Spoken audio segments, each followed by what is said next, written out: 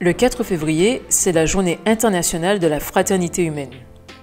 C'est un événement initié par les Nations Unies, et même si la réflexion sur la thématique de la fraternité est ancienne, la première édition a eu lieu en 2021.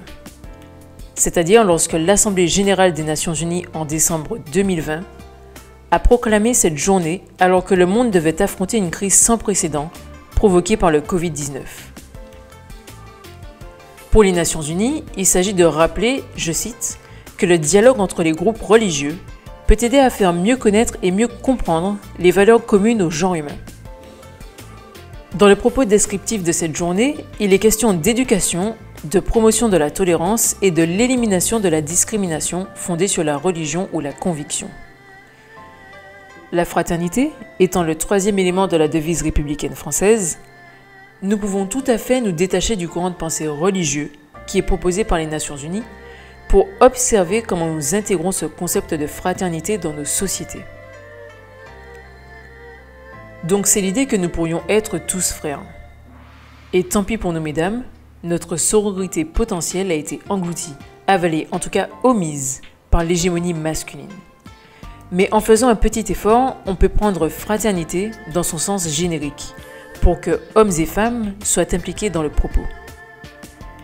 Donc s'il faut rappeler le lien de fraternité qui pourrait exister dans cette communauté humaine, il n'y a a priori pas de difficulté pour reconnaître que nous appartenons tous à l'espèce humaine.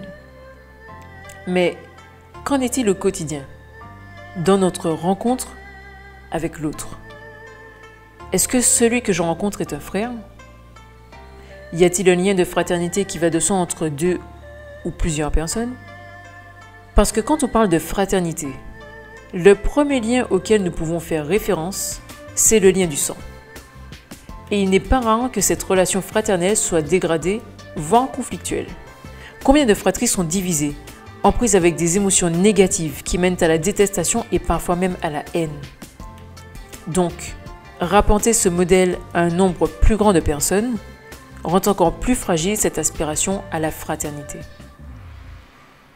Le modèle avait peut-être du sens à un moment de l'histoire où il y avait moins de personnes, où les familles se rassemblaient avec cette envie de construire un clan en protection à des dangers potentiels. Donc la fraternité dans cette situation, c'est l'idée d'une appartenance à une famille.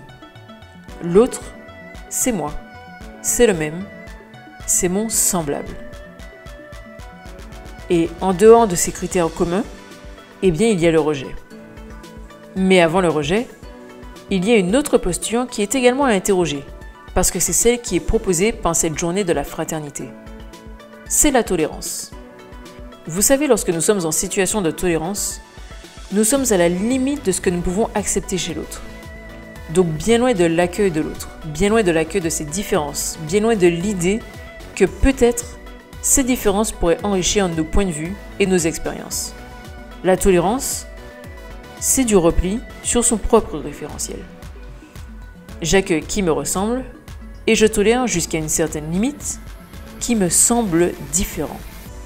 Cette posture engendre alors du communautarisme, du repli sur soi et du rejet de l'autre, ce qui la rend en fait contre-productive dans l'idée du bien vivre ensemble. Mais alors, quelle posture adopter? Eh bien, celle de l'altérité. L'altérité, être dans l'altérité, c'est reconnaître que celui qui est en face de moi est différent de moi. Il n'est pas un autre moi-même. Il n'est pas mon alter ego. Ce qui paraît logique, puisqu'il a des connaissances particulières, des expériences personnelles, des croyances qui lui sont propres. Il a également une culture différente de la mienne et des référentiels qui sont issus de son éducation, de son instruction et de ses réflexions personnelles. Alors bien sûr, cette approche en altérité, c'est-à-dire dans l'accueil de l'autre, nécessite que je fasse un pas vers l'autre, avec cette idée que je vais m'enrichir de l'échange qui va avoir lieu. Donc, au-delà de savoir si nous pouvons ou si nous pourrions envisager une fraternité humaine, qui n'est en réalité qu'une aspiration ou un idéal, la question serait peut-être de savoir si nous sommes attentifs aux autres, aux conditions de vie des autres. Qu'en est-il de la liberté de l'autre, de la liberté des autres. Cette journée peut être une opportunité pour réfléchir à comment nous pourrions repenser nos libertés. Comment nous pourrions remettre en question l'idée que ma liberté s'arrête là où commence celle des autres, pour imaginer comment ma liberté pourrait s'épanouir au travers de celle des autres.